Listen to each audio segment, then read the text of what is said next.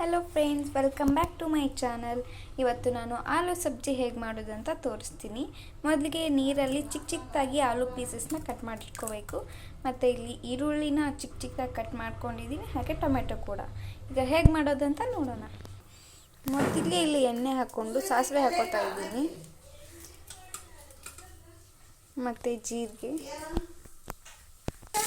ಈರುಳ್ಳಿ ಹಾಕ್ಕೊಂಡು ಕರೆಕ್ಟಾಗಿ ಫ್ರೈ ಮಾಡ್ಕೊಳ್ಳಿ.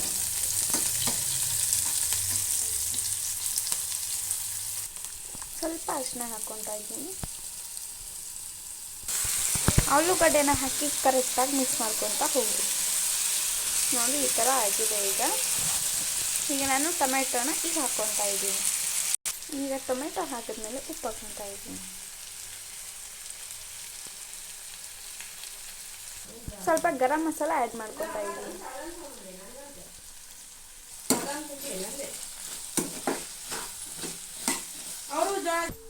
ಸೊ ನಾವಿಲ್ಲಿ ಮೆಣಸಿನ್ಕಾಯಿ ಹಾಕಿಲ್ಲ, ಸೊ ಖಾರದ ಪುಡಿನ ಹಾಕ್ಕೊತಾ ಇದ್ದೀವಿ.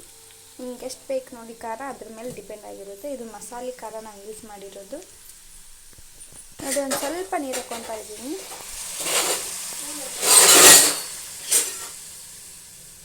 ಒಂದು 10 ನಿಮಿಷ ಕುದಿಸ್ಕೊಳ್ಳಿ.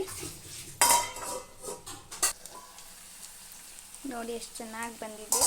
ಈಗ ಇದು ರೆಡಿ ಆಗಿದೆ.